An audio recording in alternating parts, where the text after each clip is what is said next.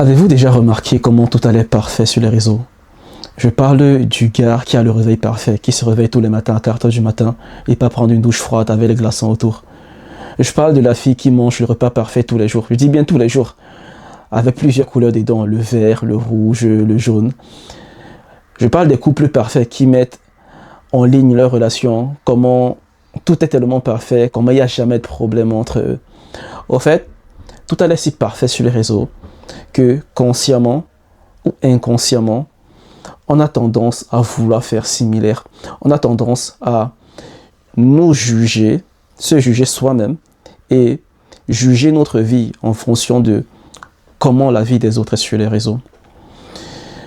Un truc qui m'a marqué lorsque je causais l'autre jour avec une amie, c'est lorsqu'elle s'est mise à me dire « Ouais, franchement, je trouve que ma vie, elle est nulle parce que je regardais sur Instagram, ouais, j'ai des copines qui ouais, voyagent tous les ans, elles partent faire 3 pays, alors que moi, au lieu de voyager, je suis en train de partir au travail. » Lorsque cette personne me l'a dit, j'ai eu un déclic. Je me suis demandé, mais pourquoi est-on arrivé là, franchement? Vous voyez, je pense que le problème est le silence sur les échecs. Personne ne veut parler de comment ça échoue, d'accord? Personne ne va afficher ouvertement comment tel projet qu'il a lancé a échoué, comment il a perdu de l'argent en voulant lancer X ou Y entreprise. Très peu de personnes, je vois vraiment personne en parler, en vrai. Et une question que j'ai pour vous qui regardez ça, c'est quand la dernière fois que vous avez parlé ouvertement de votre échec? Ok? C'est quand la dernière fois que vous êtes assis, et en avez parlé aux gens. Et surtout, avez-vous tiré des leçons de ces échecs? Voyez-vous sur Internet, on voit toujours les résultats que affichent les gens. On voit toujours comment, mais le garçon, il a eu une nouvelle voiture, qu'est-ce qu'elle est belle, qu'est-ce que je fais de ma vie. On voit comment, mais et la fille, si elle est en train de se marier, alors que moi je suis encore célibataire, merde, j'ai l'impression de gâcher ma vie.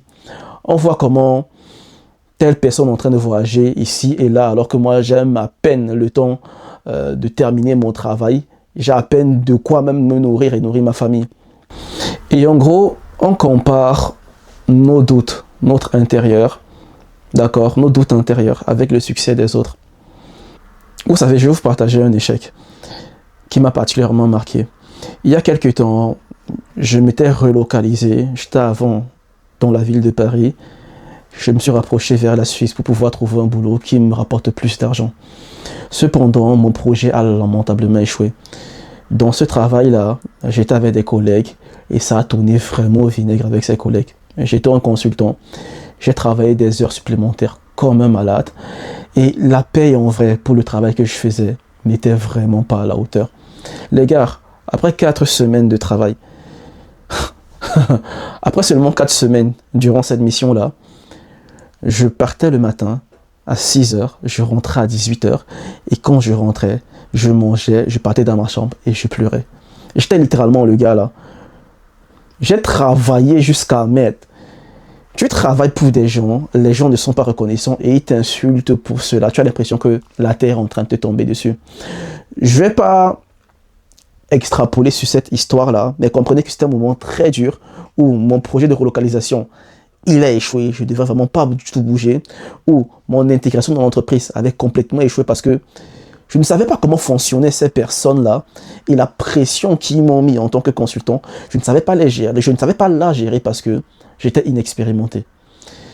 J'ai appris de cet échec-là comment gérer des situations pareilles à l'avenir.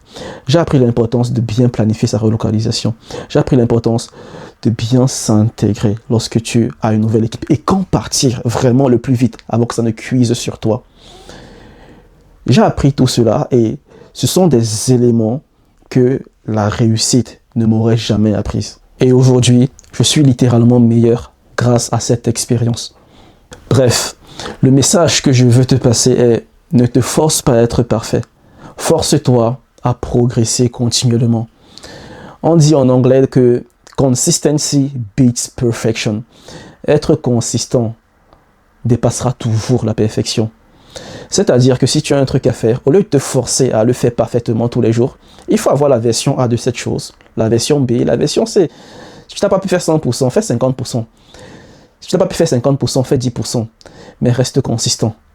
C'est le message vraiment que je te fais passer aujourd'hui. Aussi, je veux que tu célèbres tes petites victoires, aussi petites soient-elles. Célèbre tes victoires, apprends de tes échecs. Et enfin, arrêtons de nous comparer à ces images en ligne. Ce sont des montages. C'est clairement des montages et nous le savons. Acceptons nos vies brouillons et soyons ouverts à l'idée de partager nos échecs, de partager les leçons que nous avons tirées de ces échecs. En tout cas, pour ma part, je le continuerai. Je continuerai à faire cela. Et du coup, si tu as une histoire à partager, un échec que tu as vécu qui pourra bénéficier des personnes qui visionnent cette vidéo, mets-le en commentaire. Sur ce, je te souhaite une très bonne année et je te dis à bientôt. Ciao.